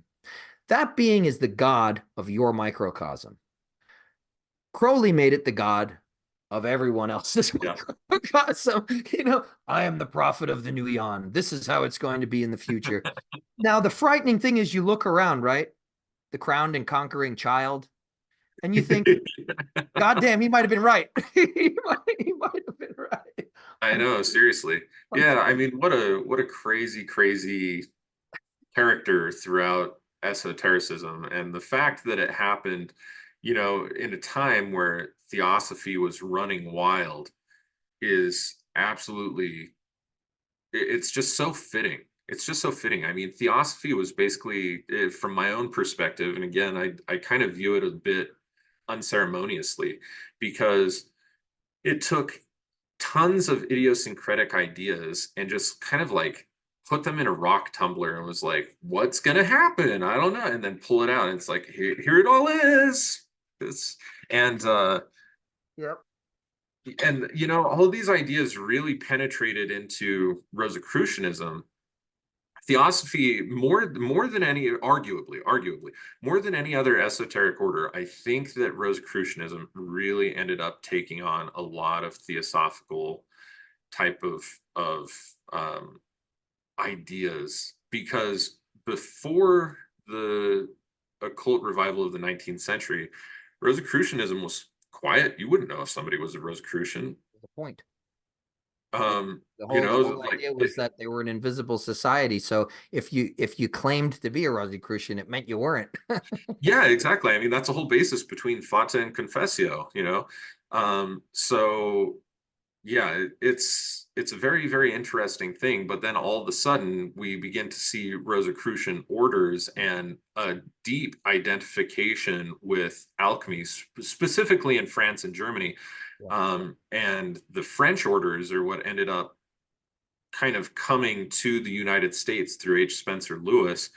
I think they had the Kabbalistic Order of the Rosy Cross would be the English translation, which turned into, once H. Spencer Lewis was given permission to create it here. I think it first started in Chicago, actually, before they moved out west to San Jose. And if I remember my history right, it was always AMORC, Ancient Mystical Order Rosicrucis.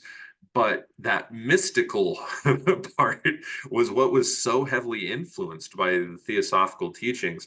Even when I inherited my library, not all of those books I inherited, but a decent portion of this center row right here was definitely inherited. And right where I'm pointing right now, that whole row right there is all of the Rosicrucian materials that I have. And they are so interspersed with that, and the shelf below that are so interspersed with theosophical ideas and concepts and terminology, etc., that there's no historical link between what was being taught in AMORC or even KORC in France to what had existed prior to the probably about 1830s, actually. Mhm. Um, yeah, 19th century stuff just completely obliterated druidry as well. Obliterated so many things. So my question for you here, Ike, which will be one of our last questions here, how do you feel that theosophy has influenced Freemasonry today, if at all?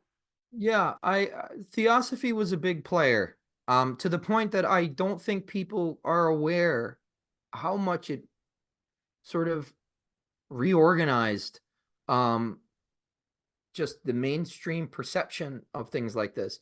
It kind of popped up um, in tandem with the spiritualist movement, Right. which ties to the occult revival, particularly in France and things like that. But spiritualist movement started in New York with the Fox sisters and moved outward, and so did the Theosophical Society. Started in New York, Yeah.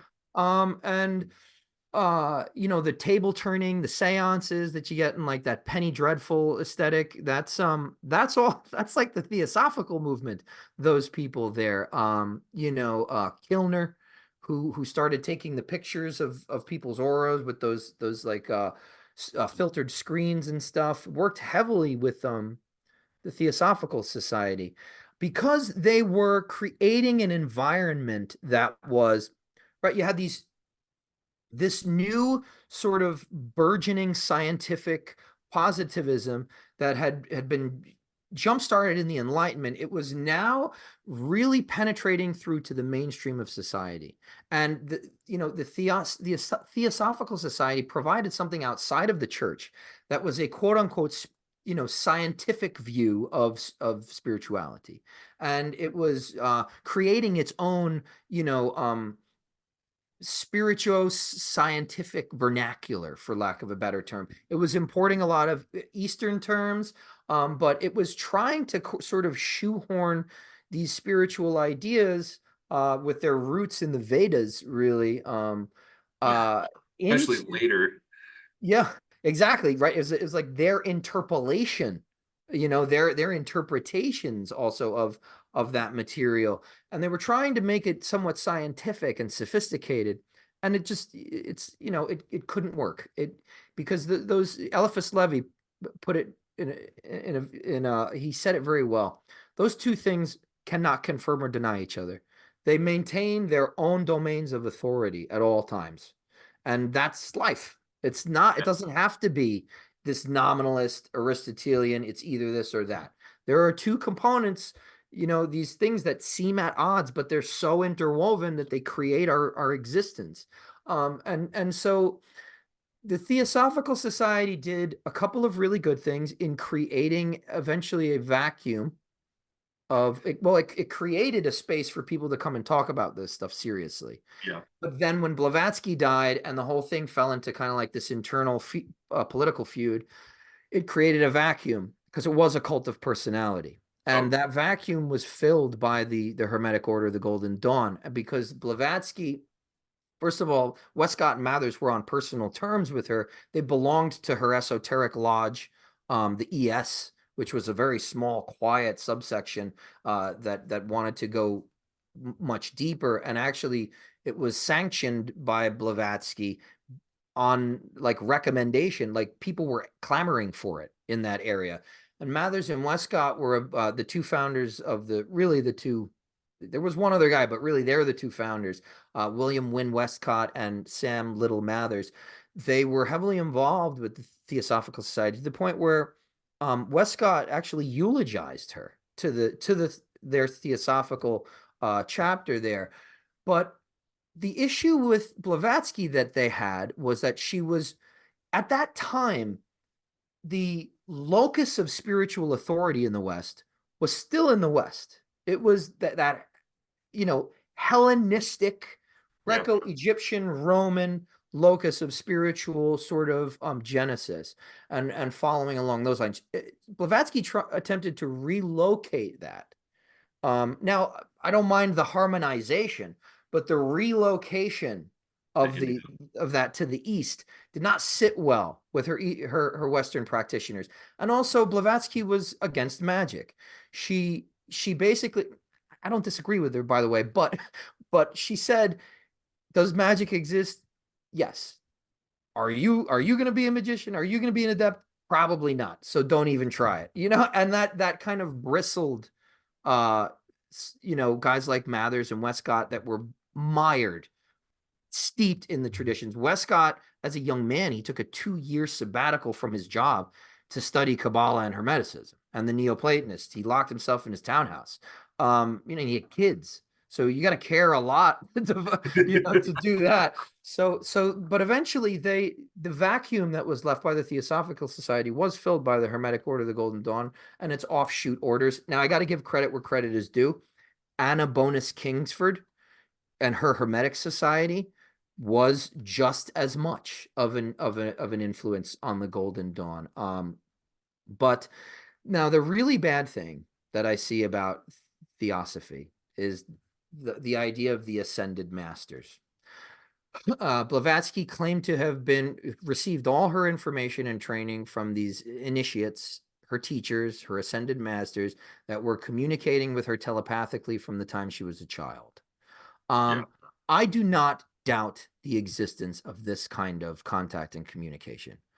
At the same time, I think that what eventually happened, right, the inevitable result of that was that people that are interested in spirituality began to adopt that as a form of kind of like, I don't want to say self-deification, but I want to say like they made themselves their own gurus by sort of this transference. Like, well, yeah, I've got my own teacher, I've got my own ascended master, and I think that is very dangerous territory. I'm not saying that it can't happen, but I think that became like spiritual parlance in the modern day. Is like, yeah, my guides, my teachers, and it's like you also need real people to tell you when you're going off the deep end. This is not, you know what I'm saying? So there has to be something that you're checking, your System results. Of checks and balances. Yeah. That's it. And I think that Theosophy really kind of muddled the waters there. Now, some of the Golden Dawn was predicated on that contact, right? But these were ultimately they ended up being more kind of like these angelic kind of communications. But still, we're in hairy water there, and that kind of liberty that was, again, common parlance or just it was a trope in those societies, the liberty that they took with history and the imprecision. Uh, Now it's okay. Like we were talking before, it's great to have these things you're interested in and these little sections like, yeah, we don't know, but we're speculating and it's fun. It could lead to something. But they didn't really do that. They offered that as like, no, this is the hidden. Yeah, this is the truth, actually. This Yeah. is like the hidden perennial philosophy is like here. Exactly. And that enabled people like Max Heindel, Rudolf Steiner to be able to go, they were all theosophists first, Yeah. to be able to go off and say, well, now we're doing Rosicrucianism and here's the real deal history and it's all about psychism and stuff like that. When really, I think from my studies, and some people like Tobias Churton really agree with this sentiment, is that if Rosicrucianism was influenced by anything, like if you had to pick one thing that the early Rosicrucian movement was influenced by, um, it was definitely Paracelsian alchemy. It was, I mean, 110,000%. Yeah. They talk about it in the Confessio about how alchemy is the sublime science and don't let the fraudsters fool you. Obviously, they're coming from Germany in a time where, right there historically with Paracelsus, with Agrippa, with Trithemius, with Jakob Boehme. It was all German, this alchemical, magical mysticism, but they leaned very heavily towards Paracelsus. So yeah, I think at that point it gets washed out, and essentially we start, inheriting the New Age, and which now has kind of led us to this spirituality that I see a lot of people are doing a lot of good work to attempt to designate, okay, this is pure speculation, pure interpolation. Let's establish some kind of track here that has a historical and sound philosophical basis. And then, here, take both of them, go see what you get, but you've got to have both. Yeah, I think that you hit the nail right on the head as far as I can tell with all of that. And yeah, I've got so much gripe personally about the theosophical movement because, and well, actually, I can't even say just the theosophical movement. I mean, the theosophical movement was basically, let's admit, uh, a way for child predation to be able to be spread under the guise of spirituality. I mean, Ledbetter, yeah, I mean, Yes. Yeah. just the whole history of succession of the Theosophical Society after Blavatsky. But even Blavatsky, she was not necessarily an honest woman. Like the entire beginnings of things were literally smoke and mirror type of spiritualism. Yeah.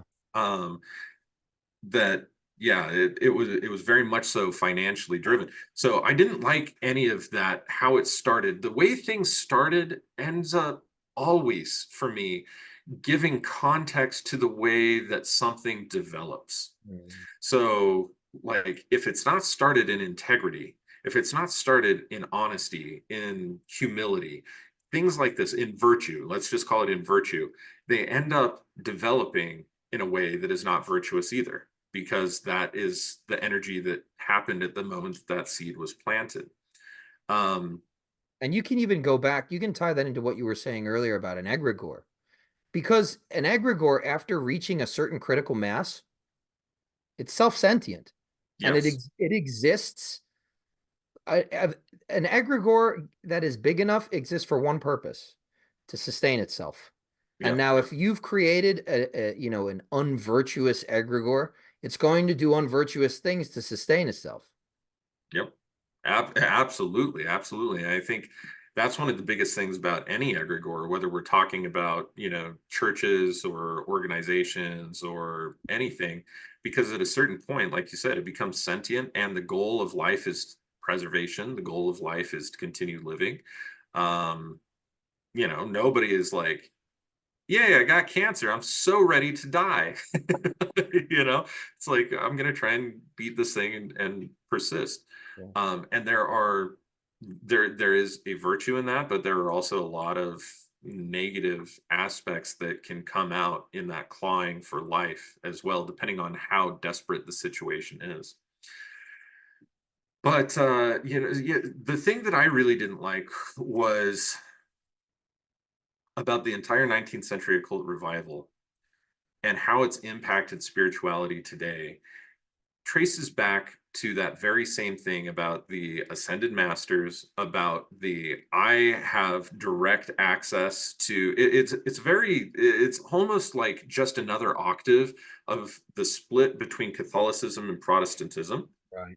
where it's like you need an intermediary, being, a very strong position, Catholic position, so to speak, and have direct relationship with God, being the Protestant approach. Both of those are absolutely true. They're two hands, actually, and that's the system of checks and balances. But just leaning too far towards the one without balance of the other gives way to delusion in Mhm. either scenario, if you go in either direction. And the answer really is that these hands shouldn't be clawing and grabbing for all they can get anyway. They should really be holding and supporting each other.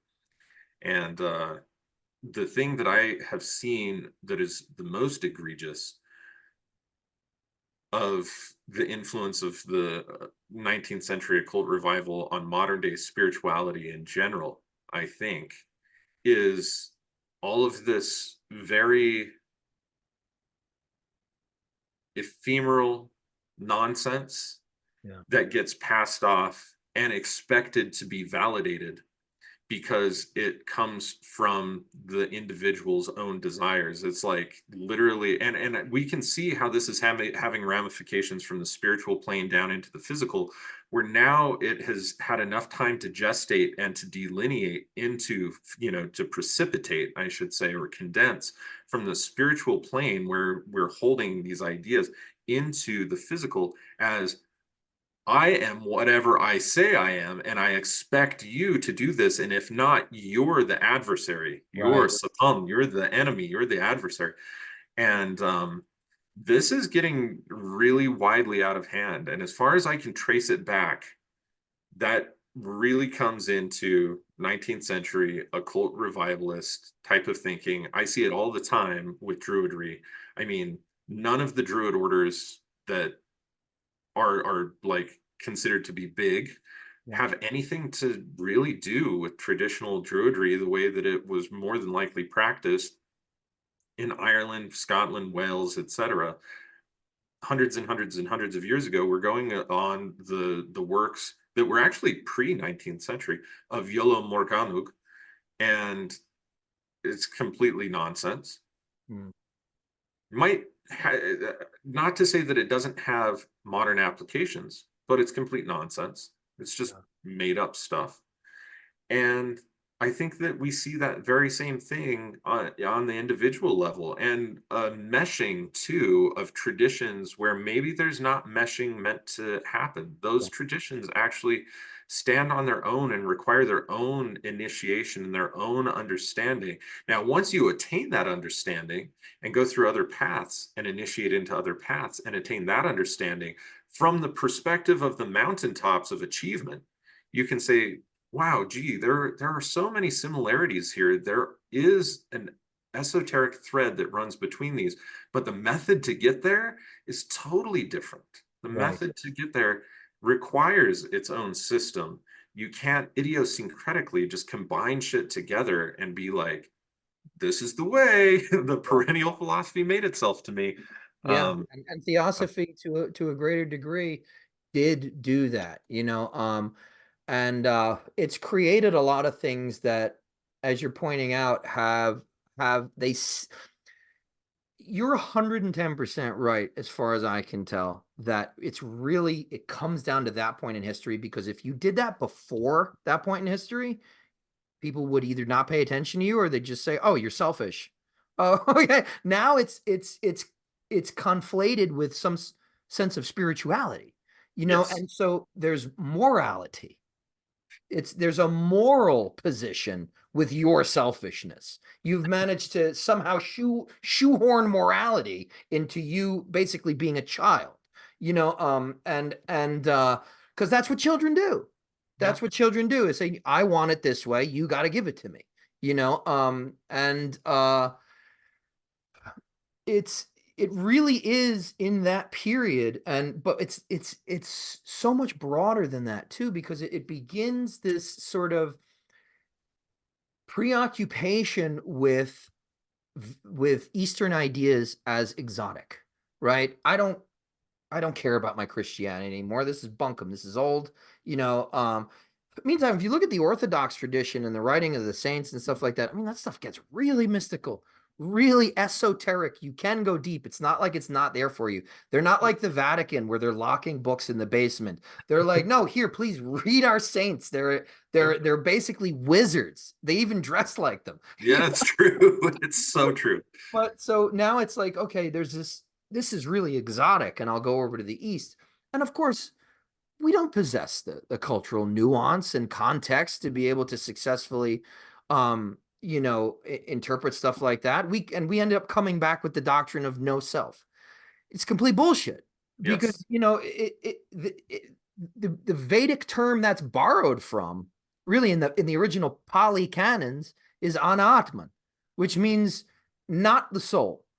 And it's part of this global apophatic tradition about speaking about spirit. And it goes back to why we need to use symbolism. You're trying to say things about something that cannot be said. And so you have to constantly refer to it in negation. This is not the soul. That is not the soul. Your personality is not the soul. Your finances are not the soul. You have in the Samyutta Nikaya, one of the Buddhist canons, the Buddha is actually asked, is there a soul? And he declines to answer. And he's like, you're asking the wrong questions. But he goes on to explain that for me to say there is a self or there is no self is to err, because either position would be an extreme. Yet you've got all this interpolation, this Western kind of like, oh, if there's no soul and no self, I can do whatever I want, right? Nothing is true, everything is permitted. You're writing yourself a blank check to be an asshole. That's all you're doing, really. Yeah. So the thing is, like, we corrupted Western stuff and then imported it on this, I don't know, like this pseudo-philosophical moral stuff that eventuates in somebody like Alan Watts, and it just didn't do great things for society. But the interesting thing is that it always remained kind of on the fringes. So nobody was really paying attention to the way that it corroded the foundation. So I really And agree with you on this, and not a lot of people agree with me on that. So yeah, it's not the most popular positions, that's for damn sure. But yeah, and then it got really blown out of proportion in the 1970s, realistically. At least that's when it became popularized for this shit to happen. When actual spiritual masters from the East would come over and start teaching, Maharishi Mahesh Yogi, other things like this, the concepts they were so blurred already by that time that concepts started to just be conflated with one another, and like there's this whole gross fog now that is over every aspect of spirituality. And ironically, I think that's the way that it started is what we're seeing. It's smoke and mirrors, smoke and mirrors. So anyway, Ike, we could go on and on and on. We've been at this for about 2 hours now. I appreciate all of your time, brother. Before we start to go, though, I would really love for you to tell folks kind of what you're up to and where they can find you and things like that. Sure. Yeah, this has been fantastic, man. I appreciate you and your time. This is a great podcast. For anybody that's interested in finding out more about me, you can I am the host of the Arcanum YouTube channel and podcast. That's pretty much everything I do is up on my personal website, ikebaker.com, Ikebaker. But also there's the YouTube channel. YouTube, the name is Arcanum, Arcanvm. I just finished up a book that's coming out this year with Tria Prima Press. It's called A Formless Fire: Rediscovering the Magical Traditions of the West. And it's basically I try to incorporate all the elements we talked about: history, theory, and practice, right? Because I can talk a big game about, leaning more on history, but at the end of the day, I'm a practitioner. I believe in this stuff, and the word belief to me is not a 4-letter word. So that book will probably be coming out this summer. But again, there'll be updates and stuff on my website. And again, I appreciate you so much, man. You definitely rank among one of my favorite people to converse with, and your output is just astounding. Oh man, I really appreciate that, and the feeling is absolutely mutual. I'm so glad that Sky put us in touch with one another. Props to Sky. Props to Sky, man, wherever you're at. Hopefully you're listening, man. We appreciate you so much. In fact, before we go, just a quick side, it looked like you guys had actually traveled together to the Philosophical Research Society, where you had recently just given a talk, right? Yeah, Sky actually came out and met me there, and we hung out, and it was great. Dennis Bartok there, who runs the programming, was just incredible. He's a great programs director. He gave us a tour of the building, and they've really resuscitated PRS. It really has taken on a second life. And actually, Sky and I really do have a fantastic dynamic. And I want to mention our joint podcast that we do together. That's the Etherica podcast. So that's he and I doing basically like deep dive style conversations like you and I had, but it's just the two of us like consistently. So and Sky definitely knows how to rile me up. So that's always funny. That yeah, that's the best. You can't when it comes to content creation, that's gold. So Yeah. oh man, Ike, it's always a pleasure, brother. It really, really is. Let's not let too long go before we have another conversation. And you're out in North Carolina, so we are moving out to West Virginia here before long. So we'll be about a 6-hour drive away from the Asheville area, and it would be great to connect up in person and Yeah, on some absolutely. talks. Absolutely. I'll come visit it the first opportunity that you guys have to have visitors. Cool. Excellent, man. Always a pleasure. And to all of you, our listeners, I just want to thank you so much too. Hopefully you learned something. Hopefully you got some ideas and some new ways of looking at things. Maybe things have been slightly demystified for you a little bit. And hopefully maybe you're looking at things through a little bit more of a benign perspective, and realizing that all things that we don't understand or don't really know about have the potential to be projected upon in ways that our darkest fears end up manifesting and taking a look at. So, and if you didn't get any of that out of it, who cares? But if you like this podcast, please be sure to like, subscribe, hit that notification button. And the very best way to support this podcast, support us, is to go to phoenixaurelius.org. You can purchase any one of the spagyric tinctures or other items of spagyric pharmacopoeia that we have available. You can pick up a copy of your 2024 astronomical calendar or anything else. Every single one of your purchases helps support not only this podcast, but all of the research that we do here at the Phoenix Aurelius Research Academy, so that we can bring more information to those who are looking for it and be able to help inspire an alchemical renaissance in the modern era. So again, thank you guys so much. Until next time, until next season.